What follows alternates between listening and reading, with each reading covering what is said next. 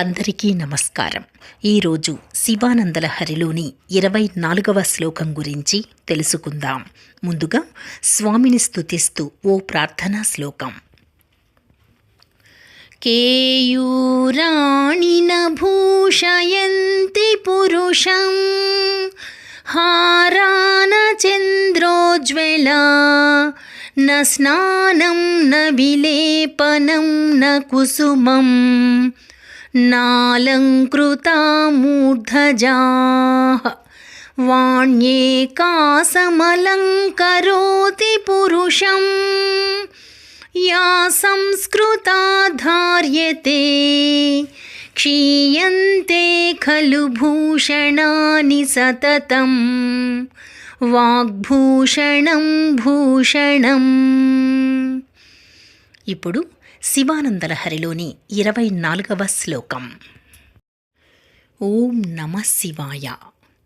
కదా వా కైలాసే కనకమణిసౌధే సహ గణైః వసన్ శంభోరగ్రే స్ఫుటఘటితమూర్ధాంజలిపుటః విభో సాంబ స్వామిన్ పరమశివ పాహీతి నిగదన్ విధాతॄణాం కల్పాన్ క్షణమివ వినేష్యామి సుఖతః. ఈ శ్లోకము యొక్క అర్థమేమిటంటే, ఓ దేవా, కైలాసముపై బంగారముతోనూ మరియు మణులతోనూ నిర్మించిన సౌధంలో ప్రమథగణాలతో కలసి నీ ఎదురుగా నిలబడి తలపై అంజలి మ్రొక్కుచూ, ఓ ప్రభూ, సాంబా, స్వామి, పరమశివ, రక్షించు అని పలుకుచూ అనేక బ్రహ్మార్థాయములను క్షణము వలె సుఖంగా ఎప్పుడు గడిపెదనో కదా.